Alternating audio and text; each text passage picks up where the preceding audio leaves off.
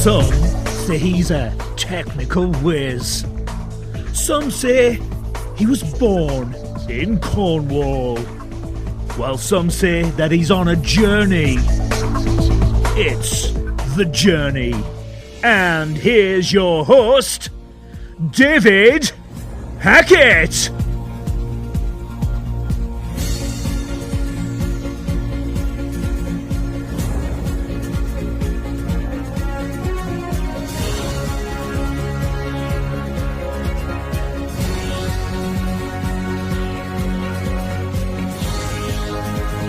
Another journey, and this journey takes us to a teenager living with autism.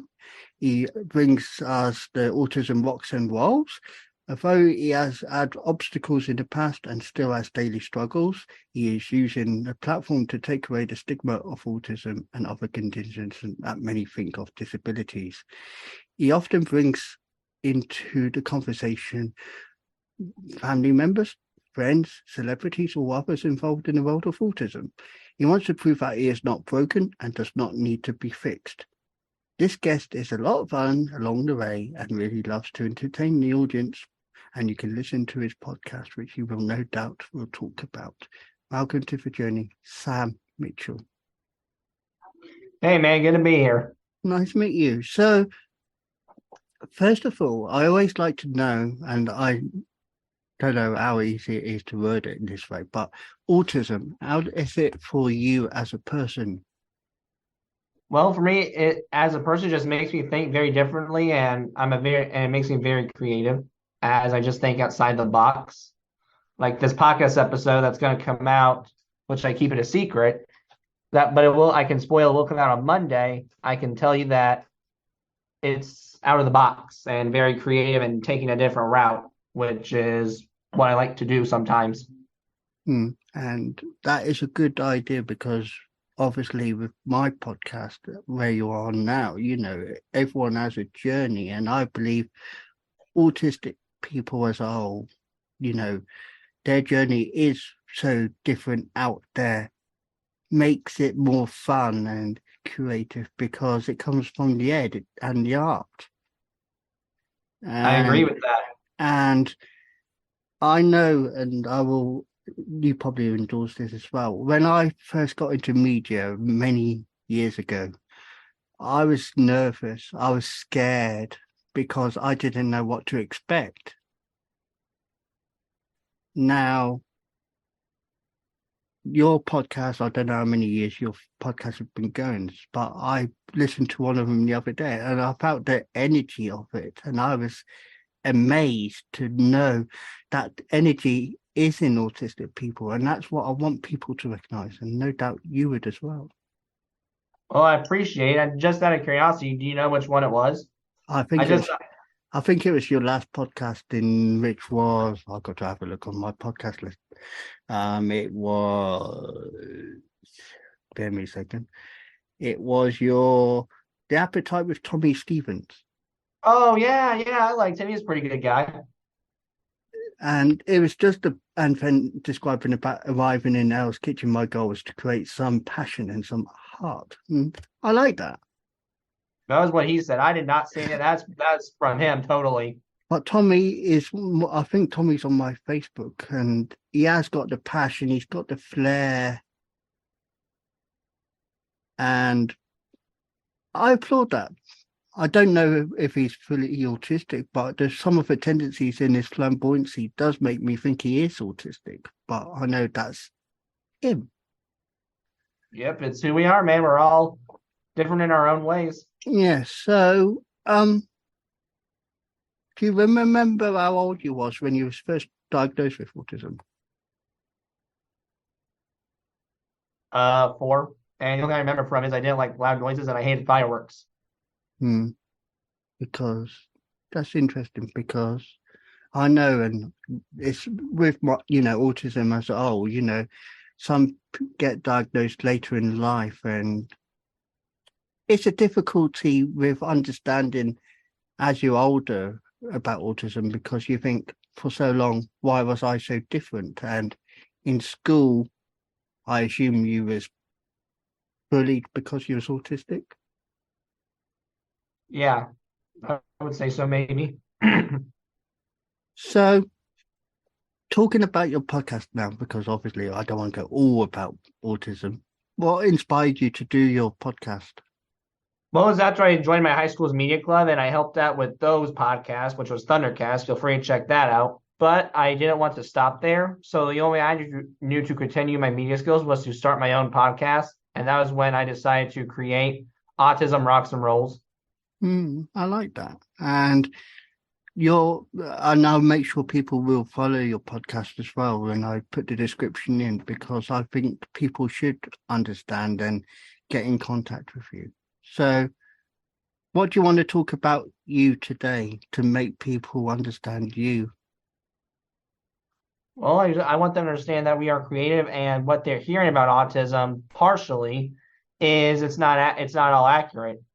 It's accurate in some cases. The problems were that the media has mentioned before, like the bad media, as I call it. Yes, those are some issues we have, like the meltdowns and all of the negative, but they're just focusing on that. Yeah. Let's focus on the positives here, because there are some great beauties that involve the autism field that amaze everyone, or should amaze everyone at least. Because I think the misperception of people is that they think meltdown, he's having a bad day, she's having a bad day, but the meltdowns are ways of coping. And Yeah, I want people to understand that the conception is, yeah, they may be having a bad day, but don't just ignore them. Try and support them. I agree with that. It doesn't help to ignore and just to put the problem on the back burner and throw it in the grill, Yeah. where it literally just turns into charcoal. It doesn't help anything. Mm. It's just putting a band-aid on it. Yeah, true. I understand that. And do you feel like as you address autism more as you get older, because obviously you're still young, do you feel like it's getting easier for you to understand yourself? Yeah, I would say so. I mean, there are some elements of myself that I won't get because I think sometimes, and I'll just admit it, I've scared a lot of people away because of something I have either A, said and it came out the wrong way and that's not what I meant, or it Mm. came off rude, but it wasn't what I meant. It was just weird and it threw people off the loophole. Next thing you know, they're off somewhere else. Well, we need to stop that because it's one statement and it won't kill you. Yeah, I understand. So do you feel your support network around you, like your parents, your friends you're friends with now, understand you, support you in your journey? And I think a lot of times they do more of the time, but then I still have those moments where I think I've said something and it still flies off. It goes off into the moon. Yeah, it's like, you try and say something and you feel like you're not heard properly. Yeah, and the issue is the only way I know how to handle it, and it's not right, but I'm working on it, is I just repeat it until you do hear it. I know it drives you nuts, but hey, it makes you hear it. Yeah, it's like And I know it's not, I know it's mean, and I know it's not the right thing to do, but I don't know what else to do. And the only way to project yourself is to make yourself heard and say it over and over and over. Yep, until they're finally like, dude, zip it or get away from me. I understand. So the next thing is, do you feel like, with the understanding that you do with your podcast and many other people who are autistic, do you think there will be a time where autistic people will have the chance to be heard for themselves and not with that person behind them? I'm hoping to one day, but what I've learned with the autism, and this is one of the beauties, is they go above and beyond because of the underestimation. So I've known a lot of people who have probably gone on to bigger things because they've been told they can't do it. They can't do it. They want to do more. For a podcaster, okay, sitting in a podcast wheel and recording, great. That might be good enough for them. Not for someone on the spectrum or for someone with a condition, because because they've been told so much, You can't do it. You can't do it. You can't do it. They want to go above the podcast.